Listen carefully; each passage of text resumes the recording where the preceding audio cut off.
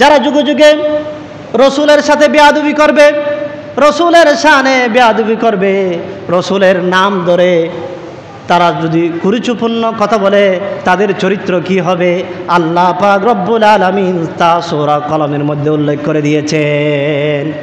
ওয়ালিদ ইবনে মুগিরা সম্পর্কে আল্লাহ তাআলা কি করে দিয়েছেন? কোরআন নাজিল করে দিয়েছেন। আল্লাহ পাক রব্বুল আলামিন বলেন, হে নবী আপনি রাগ করবেন না, তাদের কথায় আপনি গুসা হবেন না। যেই ব্যক্তি আপনাকে কি বলেছে, পাগল বলেছে, আপনাকে গণক বলেছে, তার চরিত্র কি হবে আমি আল্লাহ পাক রব্বুল আলামিন আপনাকে কোরআনের মধ্যে জানিয়ে দিচ্ছি। বড় করে বলি সুবহানাল্লাহ।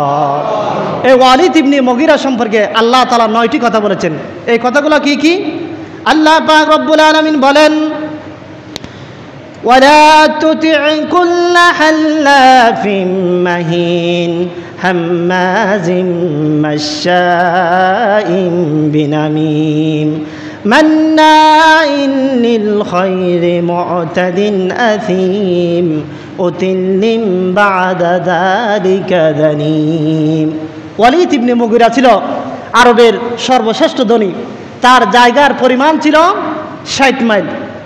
হিসাব করতে পারেন কত মাইল?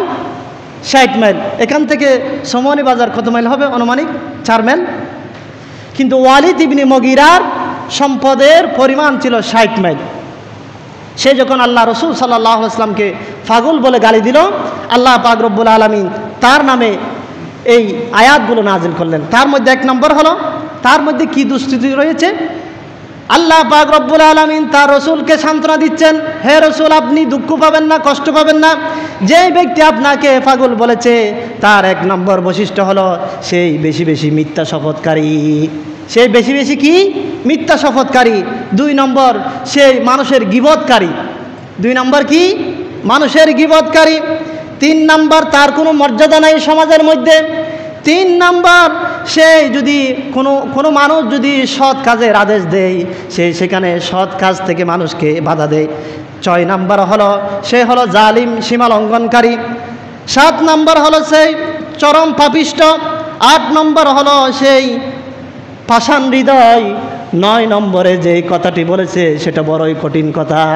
আল্লাহ পাক রব্বুল আলামিন বলেছেন, উতিন্নিম বাদা যালিকা জানিম। সে হলো যার সন্তান। বড় করে বলি নাউজুবিল্লাহ।